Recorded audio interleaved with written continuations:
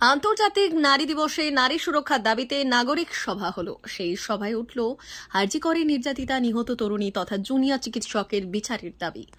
মত বিনিময়ের এই নাগরিক সভায় উপস্থিত ছিলেন পশ্চিমবঙ্গ জুনিয়র চিকিৎসক সংগঠনের নেতৃত্ব অনিকেত মাহাতো। শনিবার বিকেলে বেলদা নারী ও শিশু সুরক্ষা কমিটি সহ 38টি সংগঠনের ডাকে বেলদাতে এই সভা হয়েছে। সভায় বক্তব্য রাখেন অনিকেত। আরজি করে নির্যাতিতা নিহত তরুণীর বিচারের দাবিতে আন্দোলন চালিয়ে যাওয়ার ডাক দেন। আন্দোলনে মহিলাদের ভূমিকার কথাও তুলে ধরেন। তার দাবি, ঘটনায় সিবিআই যে তদন্ত করেছে তা নেহাতি প্রাথমিক বিদ্যালয়ের পড়ুয়াদের মতো। সিবিআই, রাজ্য প্রশাসন এবং পুলিশ একই বৃত্তে সুনির্দিষ্টভাবে কাজ করছে। তদন্ত এবং বিচার প্রক্রিয়ার বিরুদ্ধে অনাস্থা প্রকাশ করেন। তিনি বললেন, এত বড় ঘটনা ঘটে গেল, সিবিআই তথ্য প্রমাণ পেল না। এই কথা বিশ্বাসযোগ্য? এই কথা যদি বিশ্বাস করতে হয় তাহলে দেশের এই তদন্ত প্রক্রিয়া, বিচার প্রক্রিয়া কিছু আছে বলে ধরা যায় না। চতুরতার সাথে এই জায়গা বুঝতে পারে, তাই সে সুমোটো নেয়। সে বাকি মেডিকেল কলেজ থেকে সমস্ত জায়গাকে আশ্বাসন দেয় যে I am the father figure, আমি বিচার দেবো, আমি ন্যায় বিচার দেবো। ন্যায় বিচার দেওয়ার জন্য তো আমি আছি, আপনারা চিন্তা করছেন কেন? তাহলে বাংলা ছেড়ে যখন আন্দোলনের ঢেউ সারা পশ্চিমবাংলা ছেড়ে যখন আন্দোলনের ঢেউ সারা ভারতবর্ষের দিকে আসছে, তখন সুপ্রিম কোর্ট এই আন্দোলনের যে ক্ষোভ বিক্ষোভ তাকে প্রশমিত করার জন্য তার এই ভূমিকা ছাড়া অন্য কি ভূমিকা থাকবে বলে আপনাদের আজ মনে হয়? আজ কই সুপ্রিম কোর্ট 15 দিন ছাড়া হিয়ারিং করছে না তো? যখন আমাদের কর্মবিরতি চলছে, যখন স্ট্যাটাস রিপোর্ট একটার পর একটা স্ট্যাটাস রিপোর্ট আসছে, যে স্ট্যাটাস রিপোর্টে তৎকালীন সিবিআই যিনি ছিলেন চন্দ্রচূড়, চিফ জাস্টিস যিনি ছিলেন চন্দ্রচূড়, তিনি বলছেন বিচলিত হচ্ছেন। এই ধরনের ঘটনা তিনি নাকি তার জীবনে দেখেননি। তার পাশের যে জাজ তিনি বলছেন যে তার 30 বছরের অভিজ্ঞতায় তিনি এই ধরনের ঘটনা দেখেননি। তাহলে কোথায় গেল সেই অভিজ্ঞতার ফলপ্রসূ? আজকে তার অভিজ্ঞতার সংবেদনশীলতার জায়গা কোথায় সুপ্রিম কোর্টের? তাহলে এই আন্দোলন আপনাকে চিনিয়েছে যে আন্দোলন কি জিনিস।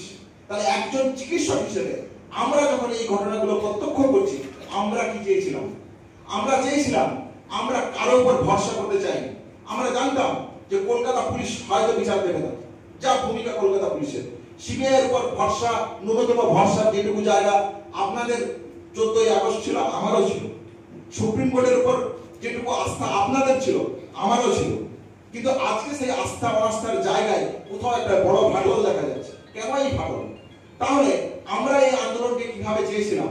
আমরা এই আন্দোলনকে চেয়েছিলাম যে রেপ এবং মার্ডারের মতন ঘটনা পশ্চিমবঙ্গ, বাংলা সহ বিভিন্ন জায়গায় যখন ঘটে, বিভিন্ন শতাব্দীতে যখন ঘটেছে, দেখা যায় যে রেপ এবং মার্ডারের মতন ঘটনার প্রভাবশালী ব্যক্তি, এই যে 9 আগস্টের আগের আরজিকর কেমন ছিল, এই প্রিন্সিপাল কেমন ছিল, এই অথরিটি কেমন ছিল, কলকাতা পুলিশের ভূমিকা আমরা যখন দেখছি, সিবিআই কি করবে তার ভূমিকা নিয়ে যখন আমরা সন্দিহান হচ্ছি, তখন আমরা মনে করেছি যে রেপ এবং মার্ডারের মতন ঘটনায় যেমন ধানতলা, বানতলা, হাতরা, সুবর্ণা, বিপাক স্ট্রিট, কামদুনি বিভিন্ন জায়গাতে যেমন বিচার হয় না, ঠিক সেই রকম বিচারের হীনতায় এই আন্দোলন, এই রেপ এবং মার্ডারের মতন ঘটনাও ঘটবে।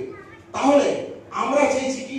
আমরা চেয়েছি সারা পশ্চিমবাংলা সহ সারা ভারতবর্ষের সাধারণ মানুষ যেন এই দাবিতে সরব হয় যে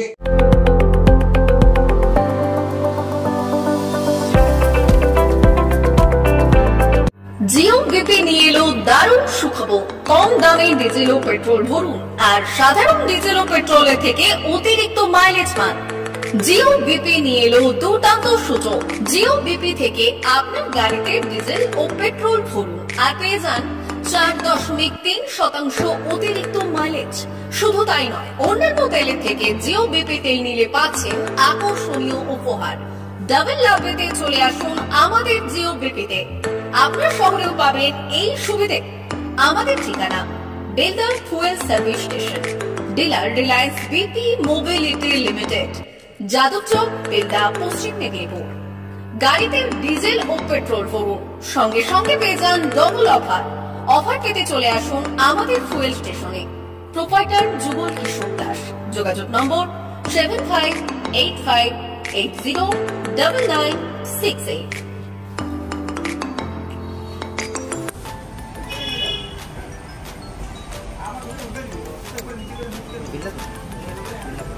একটু মোবাইল নাম্বারটা বলুন। আমাদের এখানে এখন ওই স্মাইলি অফার চলছে, তো আপনি 1 লিটারে যখন 1 লিটারের উপর তেল নেবেন, 1 লিটারে একটা করে স্মাইলি পাবেন। একটা করে স্মাইলি মানে হচ্ছে আপনি 25 পয়সা পাবেন। এটা আপনি যদি এখন 3 বছর আছে, আপনি যখনই তেল ভরবেন তো আপনার মোবাইল নাম্বারটা এন্ট্রি করবেন।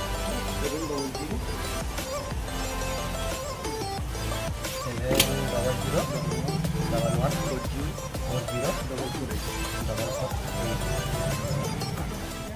আমাদের মোবাইল নাম্বার এন্ট্রি করা হবে, ওটা আপনার যে মোবাইল নাম্বারটা দিচ্ছেন ওটাই আপনার টাকাগুলো সবাই স্মাইল জমা হবে। যখন আপনি ওটা কিছু একটা অ্যামাউন্ট ব্যালেন্স হয়ে গেলে আপনি ওটা রিডিম করতে পারবেন। আর আমাদের এখানে জলের ব্যবস্থা আছে, বাথরুম আছে ওই সাইডে, তো আপনি এগুলো ইউজ করতে পারেন।